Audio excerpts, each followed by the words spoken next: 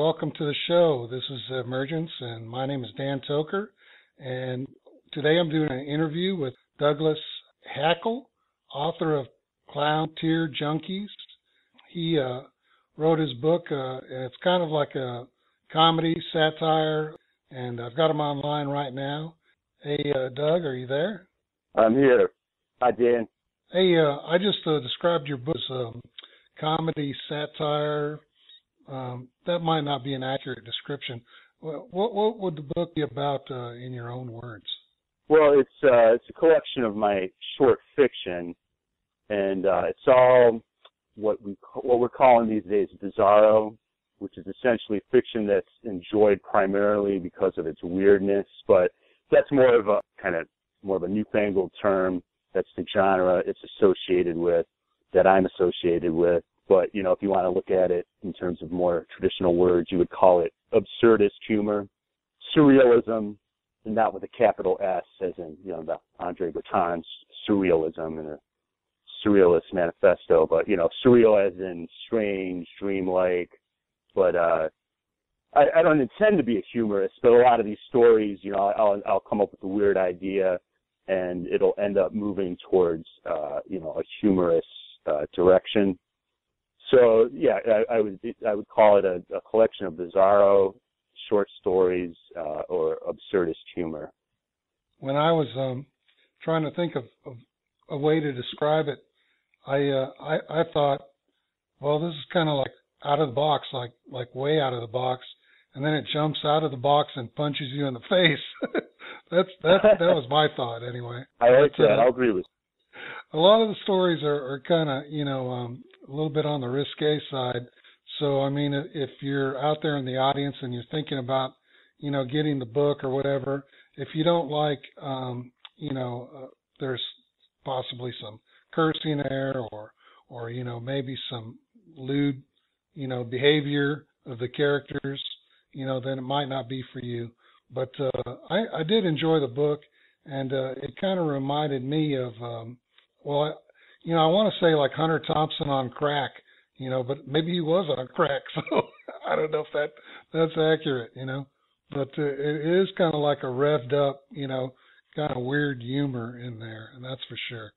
Yeah, no, I well, thanks. I like the things you said about it, and it's if you want me to further describe it, I would say, to agree with you, this isn't a book you want to buy your 10-year-old kid, it's definitely adult humor. There is a lot of cursing in there, and, some would call it gratuitous. I wouldn't, I write my stories are very carefully written, and whenever you have, an F-bomb or, I go through, and sometimes they don't work, and it just doesn't fit the voice of the narrator, which is usually some weirdo. And sometimes there's too many. I take some out. Sometimes I'll add some just to make it, give it a little more grit, if you want to call it that. But the stories, they're, as I mentioned before, they're in many ways each story is an exercise in breaking the rules of storytelling. If there's something, traditional, that traditional wisdom tells you, okay, this is what is correct form of a short story.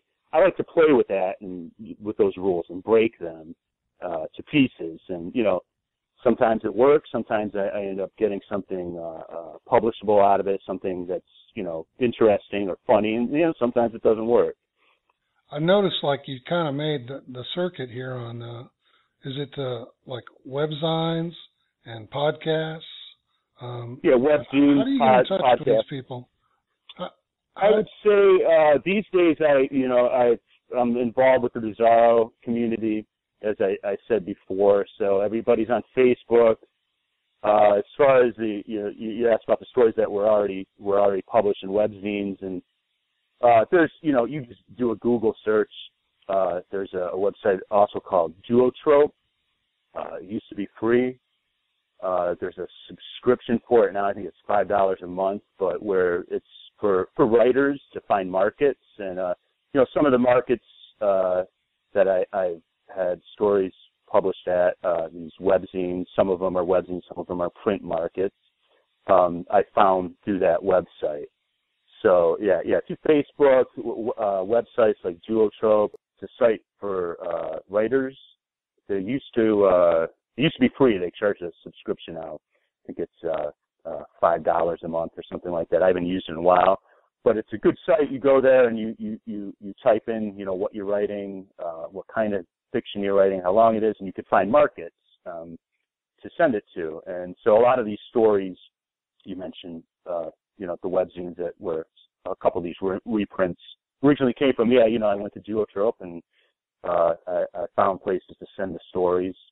And so that's a good site. There's other ones out there that are don't charge a fee, I believe, and they might not be quite as good. But at this point now, with the Bizarro stuff, I'm a member of the community, and again, Facebook is big, so if there's a call for submissions or something going on, it's hard for it to pass under your radar. As long as you keep in the loop on Facebook. The book's available on Amazon.com, right? And the title is Clown Tear Junkies. I guess if people want to look it up, they can find it that way.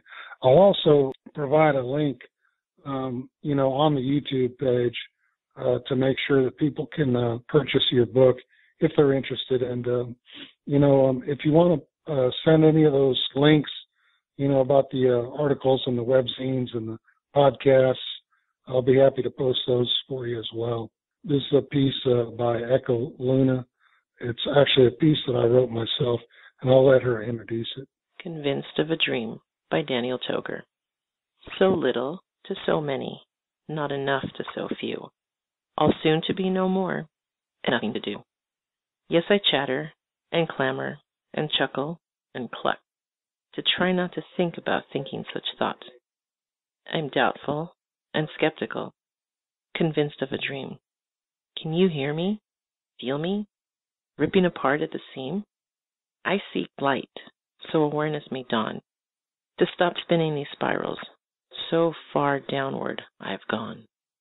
All right, and that's Convinced of a Dream. It was read by Echo Luna. She's a Facebook friend.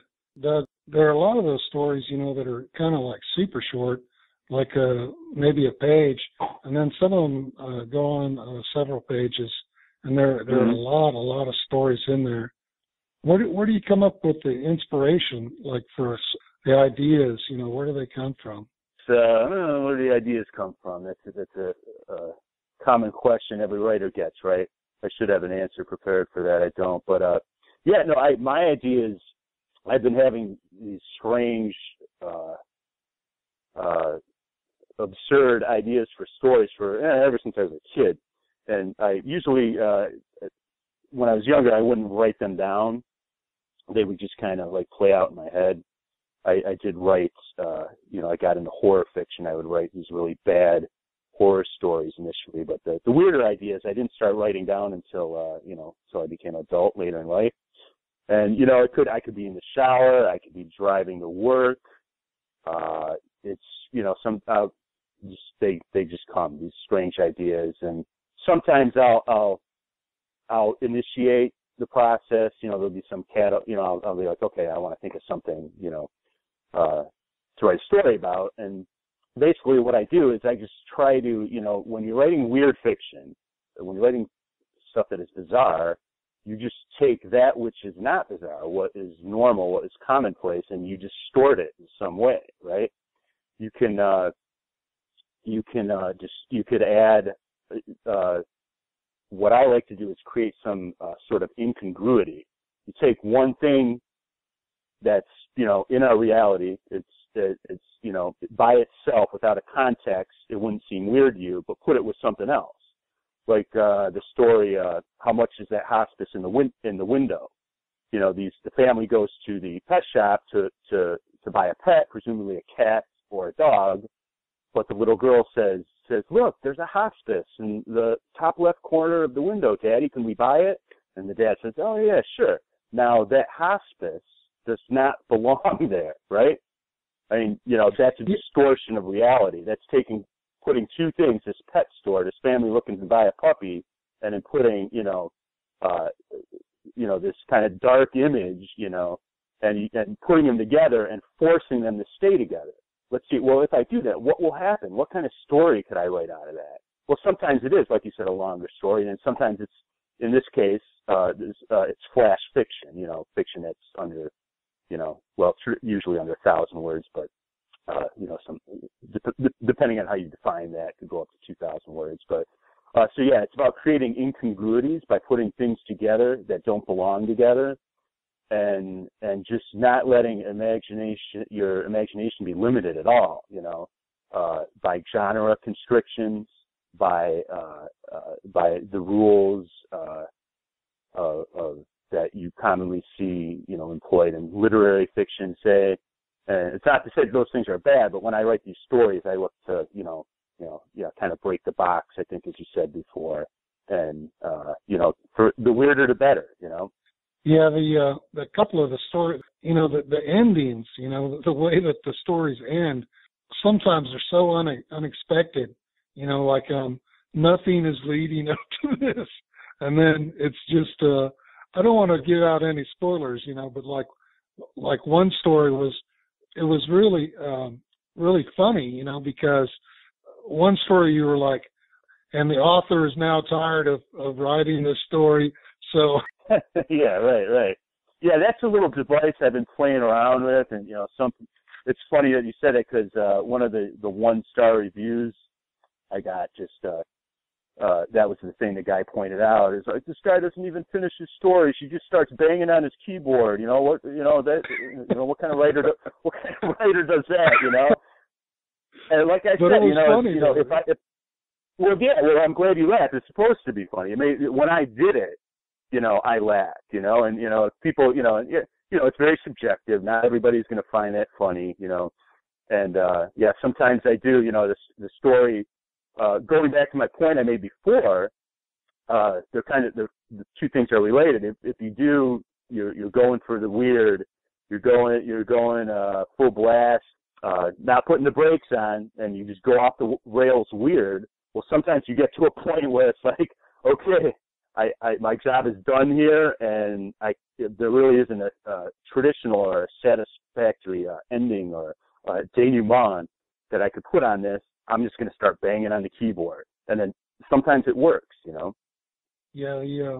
There was also, like a few of the stories, like I found engaging. Like I didn't want to stop reading it, even to take a bathroom break or anything. Like particularly that story, The Scream and His Dog or something. I forget the exact title of it, but that one really had me going. And another one or two of the stories really had me going like that. I remember there was one where there was a king and a princess, and anyway, I don't want to give up a bunch of spoilers, but there were some engaging stories in there, that really were enjoyable. And then every now and then there was just something that throw you out in the left field and leave you hanging there, Sure. Really, but it was always funny throughout the whole thing. At least I found it humorous. So you have gotten some bad reviews, though. Is it tough dealing with a bad review? Does it upset you? I mean, no, it hasn't been. The ones, a couple trickled in. It's got, I think the book has about 30 reviews on Amazon, a little more than that on Goodreads, I believe. And most of I'm just tickled to death that I got a book published, and that, I was thinking, I'm going to publish this thing and, maybe I'll get, 2 or 3 reviews and my mom will read it, and she's my mom, so she's going to tell me I'm great, no matter how bad it is, So I didn't have super high expectations going into it. So the fact that, I do these reviews, I'm almost up to 30, and most of them have been overwhelmingly positive. People have responded to it the way I wanted them. People are laughing at the right places, the couple of bad ones that have come in, no, I find them to be funny, especially the guy who quoted these stories, like you said, the device where I repeat something or I bang on the keyboard, and he quoted like 3 examples of that, and it was just funny to see him put that up there and say, this guy can't write, he typed a B for 5 pages. That's not right, Yeah, I didn't want to spoil it. Yeah. But that was pretty funny too. Yeah, it was fun. No, this review was hilarious. So this guy, I'm like, and of course, I could.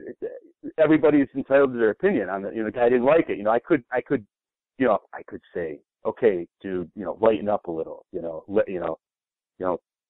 Let your hair down or whatever. Quit. Not everything has to be so serious, right? But that's how he reacted to it. And that's I'm not gonna discredit that.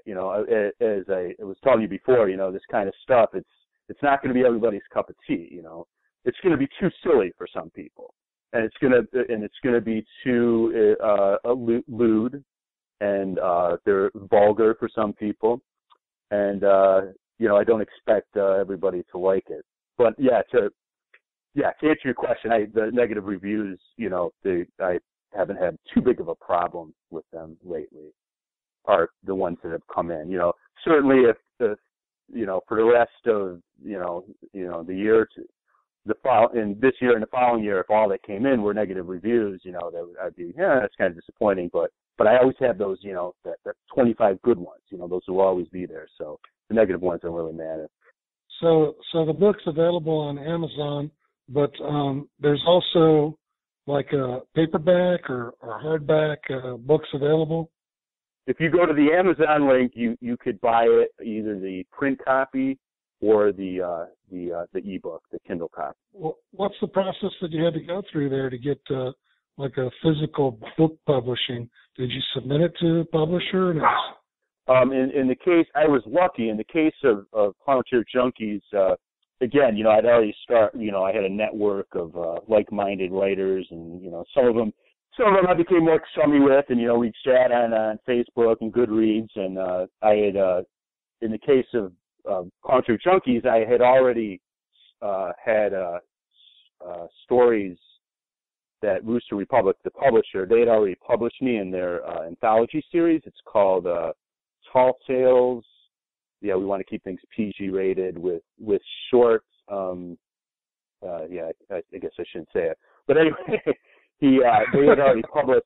They had already published a couple of my short stories. I was we were online friends. So when he heard, I mentioned to him that I was putting together a collection, and said, "Yeah, send it to me." And they liked it. And again, as far as the logistics of doing a print book, I didn't have much to do with that. The care of that, and I had input on the cover. That was kind of fun, and all coming up with the cover idea. The clown on the cover is actually Etienne DeForest, my publisher. He actually got in a swimming pool and had a friend of his photograph him. I forgot the most important part there. He dressed up as a clown, and then he jumped into a swimming pool with a bunch of empty bottles of spirits, alcohol, and they did a photo shoot, and they came up with some shots, and so.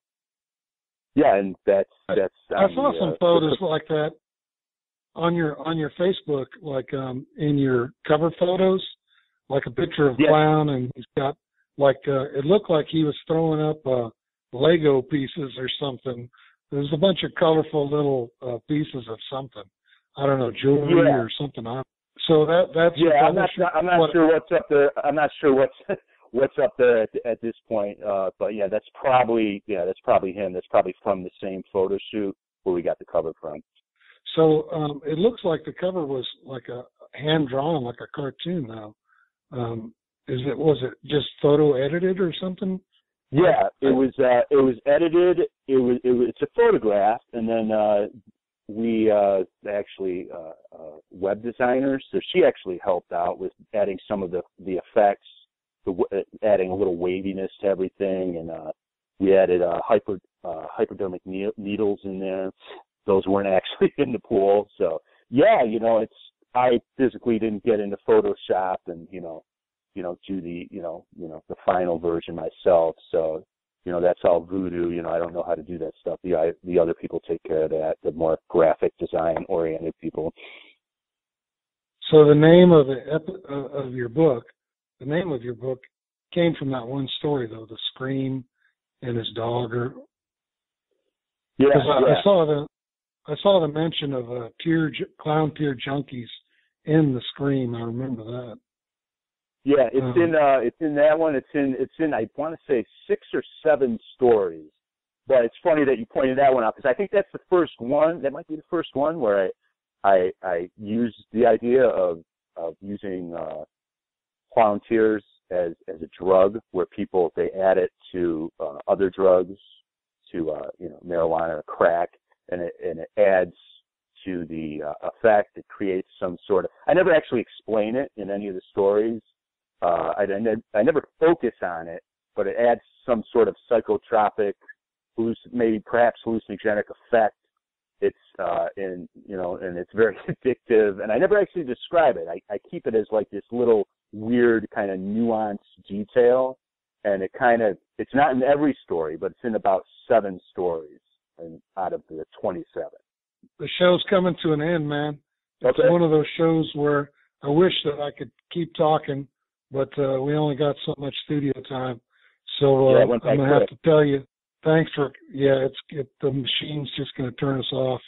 Thanks for calling in, man, and being part of the show. Maybe I'll have you again, okay? Thank you very much for having me on. All right, good luck with you. You have a good one. All right, you too. Take care. All right, and that was Douglas Hackle, and this is Emergence.